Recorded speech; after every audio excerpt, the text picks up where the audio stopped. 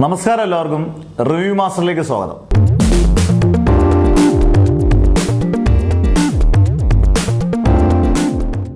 നമ്മൾ ഷോർട്സ് അല്ലാതെ വീഡിയോസ് ചെയ്തിട്ട് കുറേ നാളായി.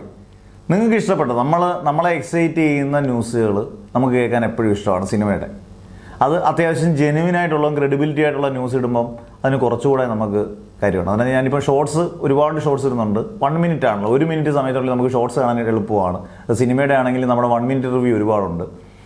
ആദ്യമായിട്ട് ചാനൽ കാണുന്നവരൊന്ന് സബ്സ്ക്രൈബ് ചെയ്തൊന്ന് പ്രോത്സാഹിപ്പിക്കുക. ലൈക്കും കമൻസും ഒക്കെ നിങ്ങൾക്ക് ഇടാം. എന്തായാലും ഇന്ന് നമ്മൾ 2 നല്ല അപ്ഡേറ്റ്സ് ആയിട്ടാണ് വന്നേക്കുന്നത്. ഒന്ന്, മമ്മൂട്ടിയുടെ തുടങ്ങിയ മമ്മൂട്ടി വിനായകൻ ചിത്രം. 2, മോഹൻലാലിൻ്റെ L360 തരുൺ മൂർത്തി സംവിധാനം ചെയ്യുന്ന സിനിമ. ആദ്യം നമുക്ക് മമ്മൂട്ടിയുടെ വിനായകൻ ചിത്രത്തിലേക്ക് വരാം. മമ്മൂട്ടി എപ്പോഴും പരീക്ഷണത്തിന് വിധേയനാകുന്ന ഒരു നടനാണ്. നമുക്കറിയാം, ഈ 2020 മുതൽ ആൾക്കാർ പറഞ്ഞാൽ പോലും പണ്ടും സൂര്യമാനസവും പൊന്തന്മാടയും വിധേയനും ഒക്കെ സുഹൃത്തും ഒക്കെ ചെയ്തിട്ടുള്ള ഒരാൾ തന്നെയാണ് മമ്മൂട്ടി. മൃഗയ ഇപ്പോൾ ഉള്ള 2020 മുതലാണ് കൂടുതലും ആൾക്കാർ, ഇപ്പം OTT പ്ലാറ്റ്ഫോമൊക്കെ വന്നതിന് ശേഷം ഒരുപാട് ആൾക്കാരിലേക്ക് ഇത് റീച്ച് ആകുന്നത്. ഇങ്ങനെയുള്ള കഥാപാത്രങ്ങൾ, പരീക്ഷണങ്ങൾ എന്നൊക്കെ പറയുന്നത് അത് നേരത്തെ അദ്ദേഹം ചെയ്തിട്ടുള്ളതാണ്. ഇപ്പോൾ ഏറ്റവും ഒടുവിൽ ഇദ്ദേഹം മമ്മൂട്ടി കമ്പനിയുടെ 7ാമത്തെ പ്രൊഡക്ഷൻ വരുന്ന സിനിമയാണ് മമ്മൂട്ടിയുടെ വിനായകൻ ചിത്രം. ആ ചിത്രത്തിൻ്റെ ടൈറ്റിലൊന്നും ഇട്ടിട്ടില്ല, പേരൊന്നും ഇട്ടിട്ടില്ല. ആ സിനിമ മമ്മൂട്ടി കമ്പനിയുടെ 7ാമത്തെ പ്രൊഡക്ഷൻ പടമാണ്. കുറുപ്പിൻ്റെ തിരക്കഥാകൃത്ത്, കഥ എഴുതിയേക്കുന്ന ജിതിൻ ജോസ് ആണ് അതിൻ്റെ സംവിധാനം. അദ്ദേഹത്തിൻ്റെ ആദ്യത്തെ സംവിധാനമാണ്. അതിൽ തന്നെ നമുക്കറിയാം, പുതുമോളെ ഇത്രയും സപ്പോർട്ട് ചെയ്യുന്ന ഒരു നടൻ നമുക്ക് ഒരു ഇന്ത്യൻ സിനിമയിൽ തന്നെ വേറൊരാൾ കാണത്തില്ല. ഇപ്പം ബസൂക്കയായ പോലും പുത്തനായിട്ടുള്ള സംവിധായകരെ ഇത്രയും പ്രോത്സാഹിപ്പിക്കുന്ന ഒരു ആക്ടർ വേറെ കാണത്തില്ല. അന്നേരം അദ്ദേഹത്തിൻ്റെ ഏറ്റവും പുത്തൻ പടത്തിൽ എനിക്ക് വളരെ ഇൻട്രസ്റ്റ് ആയിട്ട്, എനിക്കതിനകത്ത് അത്യാവശ്യം കൺഫേംഡ് ആയിട്ടുള്ള ന്യൂസ് കിട്ടിയതിൽ എനിക്ക് ഏറ്റവും ഇൻട്രസ്റ്റ് ആയിട്ട് തോന്നിയത്, ഇദ്ദേഹം ഏറ്റവും മമ്മൂട്ടി നെഗറ്റീവ് ഷെയ്ഡുള്ള കഥാപാത്രങ്ങൾ ചെയ്യുമ്പം ഭയങ്കര അസാധാരണമായിട്ട് ചെയ്യാറുണ്ട്. ഇപ്പം വിധേയനാണെങ്കിലും പാലേരിമാണിക്യമാണെങ്കിലും നിങ്ങൾക്ക് കമൻസ് ഇടാം. വേറെ മറന്നുപോയ ഒരുപാട് ചിത്രങ്ങൾ കാണുമായിരിക്കും. പ്രമേയുകമാണെങ്കിലും അതിനേക്കാട്ടിൽ ഒരുപക്ഷെ വ്യത്യസ്തവും അതിനേക്കാട്ടിൽ ഒരുപക്ഷെ ഗംഭീരമായിരിക്കും ചിലപ്പോൾ ഈ ചിത്രം. കാരണം ഈ സിനിമയിൽ മമ്മൂട്ടി ഒരു പോലീസ് കഥാപാത്രമാണ്, ഒരു സൈക്കോ ക്രിമിനലായിട്ടൊരു പോലീസാണ്.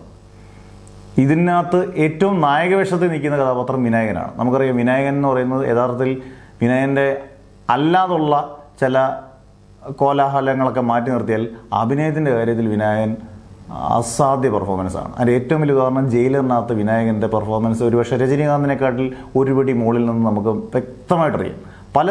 പല സീനിലും രജനീകാന്തിനെ താഴോട്ടടിച്ച കഥാപാത്രമാണ് വിനായകൻ്റെ കഥാപാത്രം. അത്രയും സ്ക്രീൻ പ്രസൻസ് ഉള്ള നടനാണ്, അത്രയും പെർഫെക്റ്റായിട്ട് റോൾ ചെയ്യുന്നതാണ്. അന്നേരം മമ്മൂട്ടിയും വിനായകനും ഒന്നിക്കുന്നു, വിനായകൻ നായകനാകുന്നു, മമ്മൂട്ടി നെഗറ്റീവ് ഷെയ്ഡ് ചെയ്യുന്നു.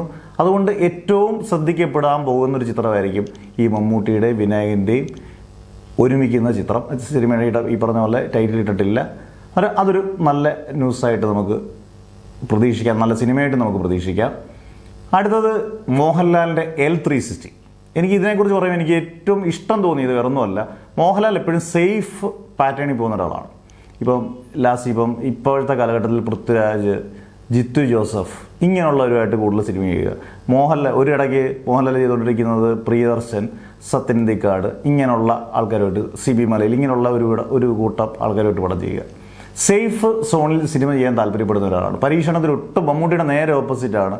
പരീക്ഷണത്തിനൊട്ടും അവസരം കൊടുക്കാതെ എന്നാൽ ഫ്രീഡം അനുസരിച്ച് മോഹൻലാൽ ഇങ്ങനെ പടം ചെയ്തുകൊണ്ടിരിക്കുന്ന ഒരാളാണ്. ഓരോരുത്തർക്കും ഓരോ ക്യാരക്ടേഴ്സാണ്, ഓരോ രീതികളാണ്. എന്നാൽ ഇപ്പോൾ മോഹൻലാൽ ചിന്തിക്കുന്നത് വളരെ വ്യത്യസ്തമാണ്. ഇപ്പം മോഹൻലാൽ എല്ലാം പുത്തനായിട്ടുള്ള ഡയറക്ടേഴ്സ്, പുത്തൻ എന്ന് പറഞ്ഞു കഴിഞ്ഞാൽ അത്യാവശ്യം ക്രിയേറ്റിവിറ്റി ഉള്ള പുത്തൻ തലമുറയിലുള്ള ഡയറക്ടേഴ്സിന് ഡേറ്റ് കൊടുത്തു. അതാണ് തരുൺ മൂർത്തി. സൗദി വെള്ളയ്ക്ക എന്ന് പറഞ്ഞ സിനിമ മാത്രം എടുത്താൽ മതി, ഗംഭീര സിനിമയാണ്. അങ്ങനെ ഒരു ഓപ്പറേഷൻ ജാവ അദ്ദേഹത്തിൻ്റെ അടുത്ത പടത്തിലാണ്. ഈ പുത്തൻ പടം ടൈറ്റിൽ ഇട്ടിട്ടില്ല, L360 ഇപ്പം ടൈറ്റിൽ താൽക്കാലികമായ ഒരു ടൈറ്റിൽ L360 ആണ്. ഈ സിനിമയുടെ ഏറ്റവും വലിയ പ്രത്യേകത തരുൺ മൂർത്തി, മോഹൻലാൽ ഒന്നിക്കുന്നു. മാത്രമല്ല, ഒരുപാട് വർഷത്തിന് ശേഷം മോഹൻലാലിൻ്റെ നായികയായിട്ട് ശോഭന വരുന്നു.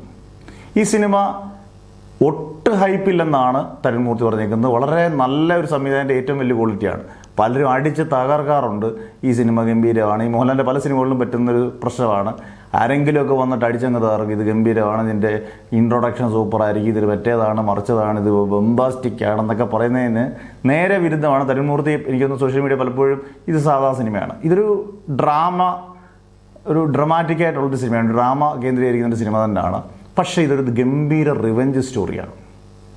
അന്നേരം മോഹൻലാലിന് നന്നായിട്ട് ചെയ്യാൻ അഭിനയ സാധ്യതയുള്ള കുടുംബ പ്രേക്ഷകർക്കും എന്നാൽ ഫാൻസിനും ഒരുപോലെ എൻജോയ് ചെയ്യാൻ പറ്റുന്ന സിനിമയായിരിക്കും. അതിൻ്റെ ഡേറ്റ് തീരുമാനമായിട്ടില്ല, എന്നാൽ പോലും എനിക്കൊന്നു 2024 അത് റിലീസില്ല, 2025 ജനുവരിയിൽ പ്രതീക്ഷിക്കാമെന്ന് എനിക്ക് തോന്നുന്നു. അന്നേരം മമ്മൂട്ടിയുടെ വിനായകൻ ചിത്രവും മോഹൻലാലിൻ്റെ തരുൺമൂർത്തി L360 ഈ 2 ചിത്രങ്ങളുടെ ന്യൂസാണ് നിങ്ങളുടെ മുമ്പിലായിട്ട് എത്തിച്ചത്. കൂടുതലും നിങ്ങൾക്ക് ഇങ്ങനെയുള്ള നല്ല കൺഫേംഡ് ആയിട്ടുള്ള ന്യൂസ് ഉറപ്പായിട്ടും സിനിമയുടെ ന്യൂസ് നിങ്ങൾക്ക് ഇതിൽ നിന്ന് പ്രതീക്ഷിക്കാം. എന്തായാലും നിങ്ങൾക്ക് ഇഷ്ടപ്പെട്ടാൽ സബ്സ്ക്രൈബ് ചെയ്യുക, മാക്സിമം ഷെയർ ചെയ്യാൻ ശ്രമിക്കുക, നിങ്ങളുടെ മാക്സിമം കമൻസ് നിങ്ങൾ ഇടുക. എന്തൊക്കെ മാറ്റങ്ങൾ നമ്മുടെ ചാനലിൽ വരുന്നുണ്ടെങ്കിൽ നിങ്ങൾക്ക് ഇതൊക്കെ പറയാം. അടുത്ത വീഡിയോ ആയിട്ട് വരുന്നവരെ ഓക്കെ.